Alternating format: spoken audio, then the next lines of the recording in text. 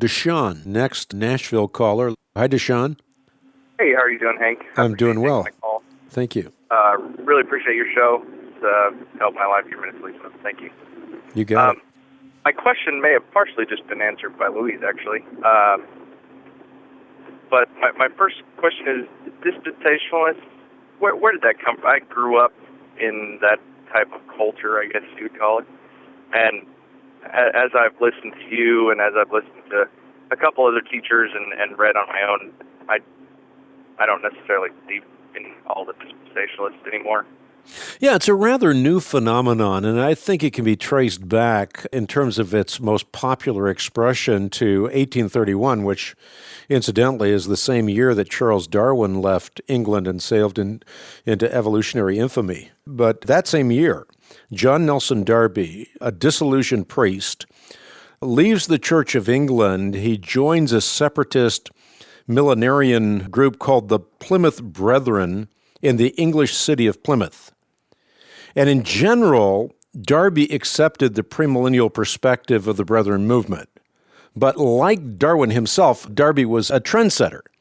In much the same way that Darwin imposed a speculative spin on the scientific data that he encountered along the South American coast, Darby imposed a subjective spin on the scriptural data that he encountered in the city of Plymouth.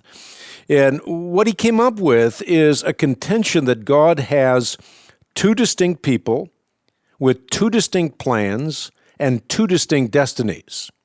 Only one of those peoples, the Jews, would suffer tribulation.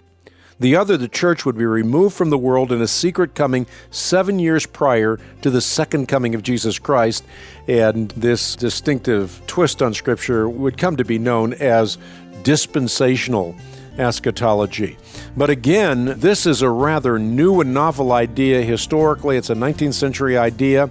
Prior to that, this was never countenanced. So it's a completely new idea that's popularized beginning with John Nelson Darby. I've written about this in my book, The Apocalypse Code. Find out what the Bible really says about the end times and why it matters today. But again, the easy way to remember this is that he believed that there were going to be two distinct people, two distinct plans necessitating two distinct features of the second coming of Jesus Christ, a secret coming and a second coming separated by a 7-year tribulation.